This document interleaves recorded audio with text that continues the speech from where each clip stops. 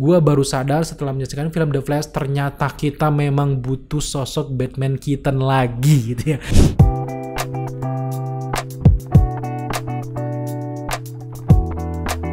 Hey guys, welcome to The Screen. Dan yap, kita baru saja selesai menyaksikan film The Flash movie yang akhirnya tayang juga. Jujur, The Flash adalah salah satu film superhero yang benar-benar gue tunggu di tahun ini. Karena dari tahun lalu, 2022, gue benar-benar nunggu. Sehingga dari proses itu membentuk ekspektasi gue tuh tinggi dan harapan gue berlebih untuk film ini. Dan itu mungkin agak beban untuk sutradara dan juga tim terkait dengan ekspektasi penonton yang tinggi tersebut. Tapi apakah gue kecewa dengan film ini? Simak reviewnya sampai selesai. Tapi sebelum itu, buat teman-teman yang penasaran dengan film The Flash ini, dia ini hanya punya satu credit scene dan itu letaknya pun di ujung setelah kalian menyaksikan rentetan credit title.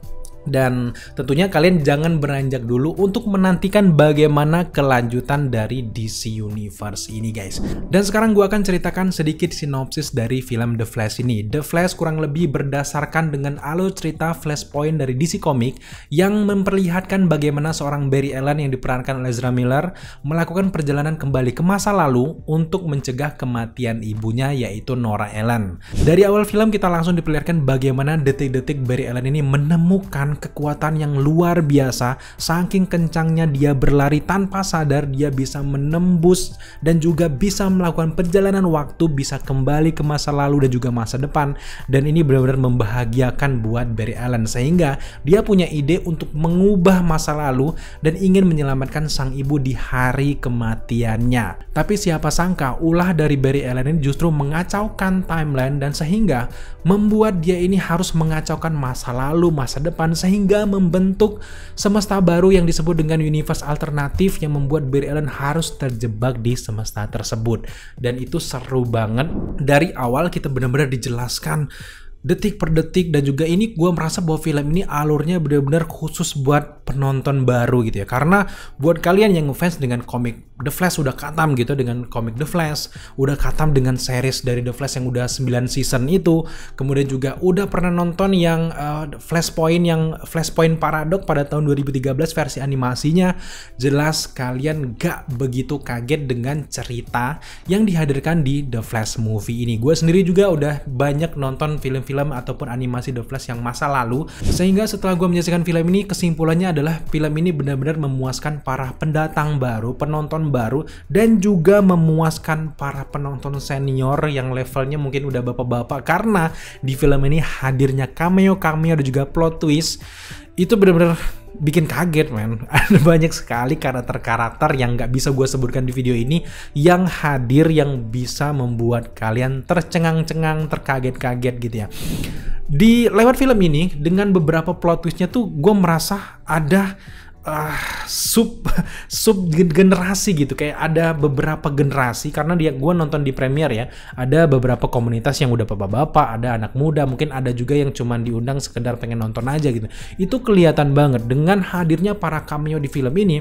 Itu ada yang menjerit separuh tuh, ada yang menjerit separuh, dan itu kelihatan banget. Dan dengan hadirnya si cameo ini membuat para penonton-penonton yang udah tua itu kaget. Wah, itu punya gua, itu era gua, itu. Nah, karena ini ngobrolin soal multiverse, jelas gua merasa bahwa alur ceritanya tuh sederhana, dibuat sesimpel mungkin oleh sutradara Andy Muschietti, dan gue juga cukup apresiat dengan penulis naskah yaitu Christina Hodson yang menulis naskah dari Birds of Prey, dan juga dari segi cerita dibuat oleh John Francis Daley dan juga Jonathan Goldstein yang juga membuat cerita untuk Spider-Man Homecoming, dan yang terakhir ada Joby Harold yang membuat cerita dari Transformers Rise of the Beast. Jadi penggabungan dari orang-orang keren yang membuat naskah ini, sehingga kelihatan banget bahwa transisinya halus. Gue sangat suka karena kalau kalian ngikutin series dari The Flash versi CW kan ribet banget itu ceritanya, bener-bener plek-ketiplek per season itu bener-bener kayak di komik. Dan memang dari segi pengambilan latar Flashpoint, gue akui bahwa versi serial itu lebih luas, lebih punya wadah, lebih lengkap, lebih jelas. Dan juga di versi animasi gue lebih suka karena lebih gore, lebih bisa menggambarkan dengan jelas bagaimana keadaannya. Dan untuk di The Flash movie ini itu benar-benar berat sih tugas dari sutradara, karena gue ngelihat bahwa mereka benar-benar berjuang keras untuk mensimpelkan cerita gitu ya. sehingga bisa dimengerti oleh orang-orang baru. Karena target dari film ini gue merasa bahwa mendatangkan lebih banyak fans untuk The Flash dan juga DC Universe tentunya. Misi mereka tuh itu kelihatan banget. Karena kalau untuk orang yang nerdy dan ya kayak kutu komik dan kutu The Flash lah gitu ya, ada beberapa poin-poin yang mungkin menurut gue agak kurang menurut mereka gitu ya. Karena jujur dari segi alur cerita gue sangat suka banyak sekali detail-detail kecil yang benar-benar dijelaskan. Salah satunya misalnya kayak The Flash yang bisa nembus dinding. Di awal kan kok bisa gitu ya, tapi ketika di scene selanjutnya itu dijelaskan gimana caranya The Flash ini, Barry Allen, bisa nembus dinding dengan getaran dudut. Itu kan dijelasin sedetail mungkin sampai ke level atom. Itu tuh appreciate banget untuk sutradara dan juga para penulis naskah dan tim di belakang tersebut. Nah, itu di babak pertama kita juga dijelaskan bagaimana struggle-nya Barry Allen yang ingin menyelamatkan ibunya. Dia ini sosok yang benar-benar terbentuk dari sebuah tragedi kematian ibunya sehingga dia jadilah menjadi The Flash. Itu benar-benar diceritakan itu di babak pertama. Di babak kedua kita diceritakan prosesnya untuk masuk ke semesta alternatif dan dia mulai kebingungan, loh kok gue bisa di semesta ini gitu ya, sehingga dunia ini berbeda. Batman-nya pun berbeda, semua jalan cerita, bahkan film Back to Future pun dijelaskan dengan kocaknya di film ini. Menurut gue menarik banget, tapi memang setelah babak 1, babak 2 ke babak 3 itu kelihatan banget dipercepat apapun jalan ceritanya, pertarungannya. Intinya memang di babak ketiga memang terlihat bahwa sutradara juga tim ini baru menyadari bahwa mereka terlalu banyak menghabiskan waktu di babak 1 dan juga babak kedua, sehingga mereka di babak ketiga terkesan memang terburu-buru untuk menyelesaikan film ini. Terutama sebenarnya kan gue pengen ngeliat sisi-sisi dramatis dari plot twist kehadiran sang villain utama dari film ini. Itu kan gue pengen lebih panjang lagi, tapi di sini cuman dibuat kayak gitu lebih cepat dan hilangnya pun cepat gitu, nggak terlalu banyak perlawanan yang berlebih, sehingga usaha sang villain utama yang memang udah merancang semua dari awal itu kayak terkesan udah gitu aja gitu, terkesan ya dikit lagi. Gue bukan gak suka, gue suka banget dengan jalan ceritanya, tapi kalau ada alternatif lain yang gue ceritakan tadi lebih diperpanjang lagi, gue yakin bahwa filmnya bakal jos parah. Itulah kalau kita berbicara soal bagaimana transisi cerita dari babak 1, 2, dan 3. Memang agak kurang di babak 3. Tapi selebih dari itu, gue sangat suka dari film ini adalah pengolahan rasanya yang gak banyak dimiliki oleh film-film superhero pada umumnya. Jadi kalau banyak orang-orang di luar sana bilang ini film superhero terbaik sepanjang masa, gue setuju gak setuju. Tapi gue yang setujunya adalah di sini pengolahan rasa setiap karakter keren banget. Yang pertama, mari kita bahas dulu deh soal Barry Allen sebagai karakter utama. Gue sangat suka dengan development karakter Barry Allen di sini, nggak menghilangkan bagaimana kesedihannya yang ada di komik, serial TV, di animasi. Gue udah nggak kaget lagi sebenarnya kan sosok Barry Allen, kesedihannya itu dan juga masalah dari komik ini kan sebenarnya antara Barry Allen pengen kumpul lagi dengan ibunya gitu, sehingga bisa menyebabkan banyaknya The Flash lah, ada Reverse Flash, ada Kid Flash, ada Jay Garrick dan sebagainya. Itu kan soal menyelamatkan ibunya di masa lalu gitu ya. Di sini benar-benar digambarkan dengan sangat baik. Dengan Ezra Miller pun dengan dua The Flash ini gue merasa bahwa kaget gitu, aktingnya keren banget. Karena di sini kan kita tahu sendiri ada banyak sekali karakter-karakter keren DC gitu, kayak ada Batman Ben Affleck, Batman Keaton, ada Supergirl, Kara gitu ya, yang jarang kita lihat, sehingga itu kan benar-benar gue takutnya di awal sebelum nonton, wah jangan-jangan karakter utama bakal kehilangan spotlight gitu ya. Tapi dengan dibuatnya ide yang jenius dengan membuat dua Barry Allen dengan improvisasi kayak gini, sehingga membuat sang karakter utama, sang empunya film nggak kehilangan spotlight sama sekali, sehingga karakter sekuat Batman, sekuat Supergirl dan sebagainya itu cuma sekedar pendamping aja. Dan itu jenius sih, membuat gue kekhawatiran gue sebelum nonton film akhirnya tersampaikan dengan sangat baik gitu. Dan rasa bagaimana pertemuan Barry Allen dengan Nora Allen ibunya itu juga cukup menguras air mata ya. Buat teman-teman yang ngefans banget dengan sosok Barry Allen pasti sedih lah dengan kehadiran ini. Pengolahan rasanya cukup berhasil gitu ya. Dan sekarang mari kita ngebahas dua Batman yang hadir di film ini. Yang pertama ada Batman Ben Affleck. Gue sangat suka dengan kembalinya Ben Affleck. Gue merasa bahwa Ben Affleck nyaman banget menjadi Batman di sini, nggak kayak di film-film sebelumnya gitu ya. gitu ya. Dan juga kan dia hampir keluar gitu ya. Dan gue sangat suka bahwa di film ini kan ada hadir cameo yang semua orang tepuk tangan tuh. Pokoknya kalian tahu lah kalau ada nonton nanti. Dan si cameo ini bilang bahwa senang akhirnya kau kembali. Dan itu tuh maknanya tersirat banget guys. Karena Ben Affleck kan hampir melucuti kostum Batman-nya. Karena dengan permasalahan Joss Whedon dan sebagainya Snyderverse ini akhirnya membuat dia malas lagi kan jadi Batman. Dan melihat kerennya cerita dari The Flash, dia balik lagi dan senang banget di sini bener-bener di awal dikasih jatah nih screen time-nya buat Batman Ben Affleck di semesta utama dan kita melihat Batman beraksi di siang hari. Kapan lagi lu ngelihat Batman beraksi di siang hari gitu ya. Selanjutnya itu dari Ben Affleck pengolahan rasanya dia tetap sedih dengan kematian orang tuanya, tapi ketika Barry Allen sudah mendapatkan kekuatan dan disarankan untuk mengubah masa lalu, dia tetap jangan gitu ya. Dan wibawanya sebagai Batman ini tetap ada. Begitu juga dengan Batman Michael Keaton, gue baru sadar setelah menyaksikan film The Flash, ternyata kita memang butuh sosok Batman Keaton lagi gitu ya. Karena sebelumnya gue masih agak aneh, kenapa harus Batman Keaton? Kenapa nggak Batman Ben Affleck aja? Kenapa nggak Batman yang lain gitu? Kenapa harus Keaton? Karena gue nggak terlalu ngefans banget dengan Keaton di zaman itu, karena bukan era-era gue juga kan di zaman Keaton. Kenapa nggak Batman-nya si trilogi The Dark Knight gitu ya? Kenapa nggak itu gitu? Ternyata hadirnya Batman Keaton adalah langkah yang sangat tepat karena gila di sini pertarungannya kayak menandingi pertarungan dari Batman di versi Batman versus Superman. Gila banget pas di ruangan ketika mereka mau menyelamatkan Supergirl gitu ya. Lagi-lagi pengolahan rasa dari Batman Keaton ketika disarankan soal masa lalu dan sebagainya, kesedihannya kehilangan orang tuanya yang membentuk dirinya sekarang. Dialog itu kan udah sering banget tuh diucapin sama Batman. Tapi entah kenapa kalau diucapin sama Michael Keaton, wah dapat banget dan gue merasa sedih. Ada banyak sekali pesan-pesan dari yang disampaikan lewat film ini yang masuk banget sama gue gitu ya. Nah itu development karakter dan juga acting dari mana Michael Keaton benar-benar pesonanya tetap sebagai Batman dengan kualitas CGI masa kini. Hadirnya Batman Keaton akhirnya Batman jadul kayak berasa modern gitu guys. Sekarang mari kita bahas soal Hasakel yang memerankan Kara ataupun Supergirl di sini juga punya auranya sendiri. Gue jadi pengen lihat si Supergirl ini main di film lain. Tolong dong James Gunn, Peter Safran dan sebagainya.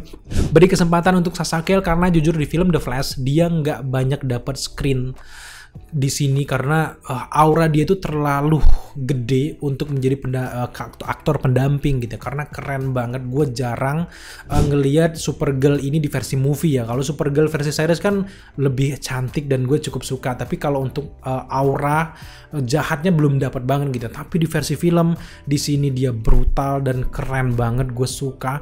Gue merasa bahwa acting dari Supergirl di film ini terselamatkan dengan sangat baik akibat aura dari Hasakel ini yang bener-bener gede. Dia udah berusaha sekuat mungkin untuk memaksimalkan karakternya sehingga dengan screen time yang sedikit itu membuat dia tuh bener-bener masih bisa dikenang sampai sekarang gitu ya. Dan gue sangat suka dengan penggambaran dari Supergirl di sini. Dan hadirnya General Zod juga menurut gue cukup ikonik sebagai villain di sini dan gue sangat suka. Dan itu bagaimana semesta ini dibuat jadi semesta alternatif itu gue juga cukup suka. Tapi memang ya seperti gue jelaskan di awal, harusnya agak diperpanjang dikit lagi. Itu pasti lebih greget lagi sumpah gitu ya.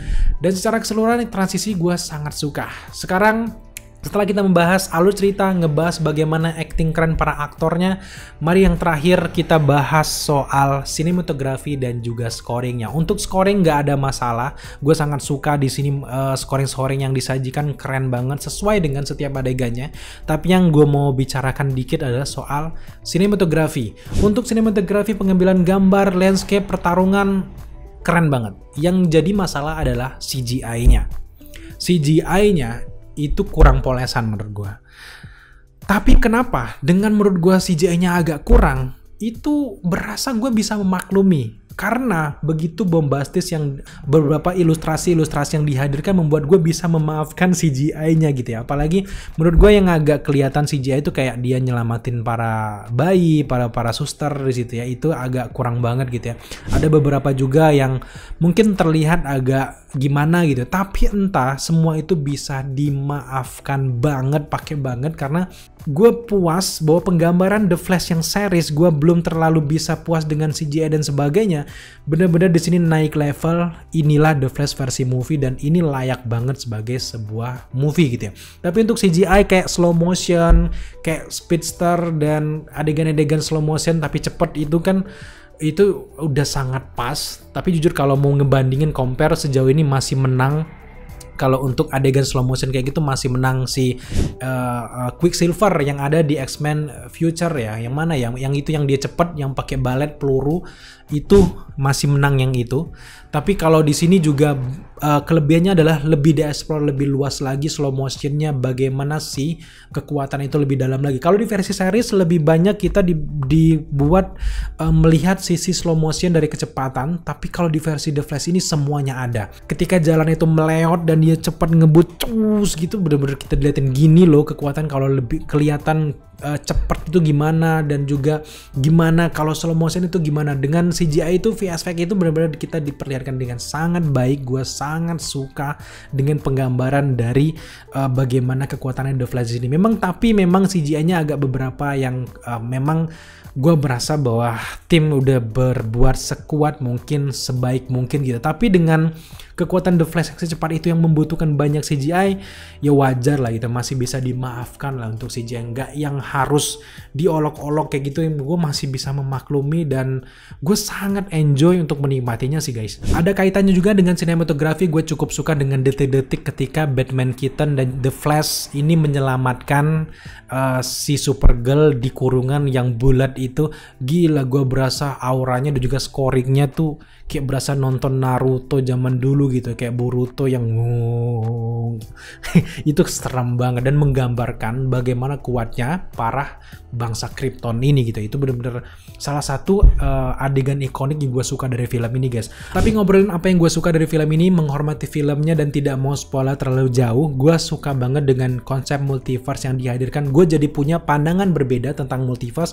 Kalau di film sebelah, di film Marvel gitu sih, multiverse-nya bercabang-cabang gitu, kita punya pandangan oh kayak gitu multiverse. Nah di DC kita dihadirkan dengan multiverse yang ternyata berjalan linear, sejajar, yang pada satu titik nantinya itu nggak bisa diubah sama siapapun, yang akhirnya karena harus terjadi, yang akhirnya kalau ada yang merubah nantinya akan mengubah masa lalu dan masa depan, dan itu punya gambaran baru dan pandangan baru. Jadi akhirnya kita bisa membandingkan dengan yang sebelah dan sekarang mana yang lebih masuk akal gitu ya. Intinya untuk penggambaran multiverse di sini lebih disederhanakan. Kalau di sebelah itu lebih rumit, lebih luas, lebih mahal gitu ya. Kalau di The Flash jadi lebih simpel, sangat mudah dipahami untuk orang-orang yang nggak suka mikir keras kali ya gitu ya. Tapi pada intinya gue sangat suka dengan film ini secara keseluruhan. Banyak sekali komedi di sini tapi nggak ada yang cringe. Gue sangat suka dengan bagaimana pengolahan komedinya. Dan secara keseluruhan film The Flash ini adalah film yang fun untuk dinikmati. Tapi apakah film ini menjadi film terbaik sepanjang masa?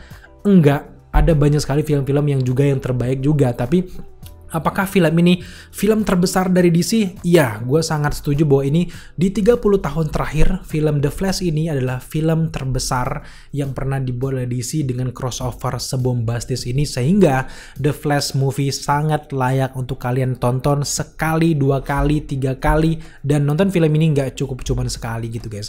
So buat teman-teman yang penasaran, silakan kalian langsung nonton ke bioskop, buktikan sendiri. Kalau kalian udah nonton, balik lagi ke video ini dan berikan komentar kalian bagaimana pendapat kalian setelah menyaksikan film The Flash movie. So di review akhirnya kita akan memberi skor untuk The Flash movie ini. Setelah gue memperhatikan beberapa kelebihan dan kekurangannya, akhirnya gue memberikan skor untuk The Flash movie di angka 8 dari 10. Dengan angka sebesar itu tentu film ini rekomendasi untuk kalian tonton, dan yahut sekali buat teman-teman yang haus dengan film-film superhero yang menggelegar. Inilah saatnya kalian nonton guys. Thank you buat teman-teman sudah menyaksikan review kita kali ini. Kalau kalian suka dengan konten seperti ini, jangan lupa dukung kita dengan cara subscribe, like, comment, dan share. Serta jangan lupa juga untuk nyalakan notifikasi agar kalian mengetahui apabila kita mengupload video setiap harinya. Thank you guys.